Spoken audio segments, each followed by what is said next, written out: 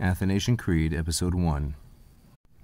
Quicumque vult salvus esse, ante omnia opus est, ut teneat catholicam fidem. This is how the creed begins, with the quicumque, which is masculine singular nominative. It means whosoever. It's an indefinite relative pronoun. Here it is the subject of vult. The creed is named after an Athanasius, who is pictured here, but because it uses Augustinian terminology, it was clearly composed long after his death, sometime between 450 and 500 AD, most likely, whereas Athanasius died in the 4th century. Whosoever wishes to be saved, vult salvus esse. Again, quicumque is the subject, vult is the verb from the irregular velle, its third singular.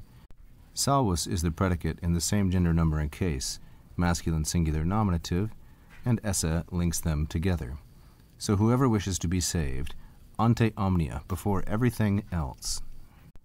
Ante is the preposition that takes always and only the accusative. Omnia, then, is neuter plural accusative. It's the most general form statement that can be made. Before all things, it is necessary. Opus est, there is a need. And then the subjective est is this clause. So what is it that is opus? This, that he hold to, ut teneat, he believe, the Catholic faith, catholicam fidem. Teneat is a third singular present subjunctive active from the second conjugation verb teneo, tenere. Its object is fidem in the feminine singular accusative. This is a fifth declension noun, fides fidei. It's modified by catholicam in the same gender number and case. As is well known, catholicam means universal. It is derived from the Greek expression kata and holon, like so.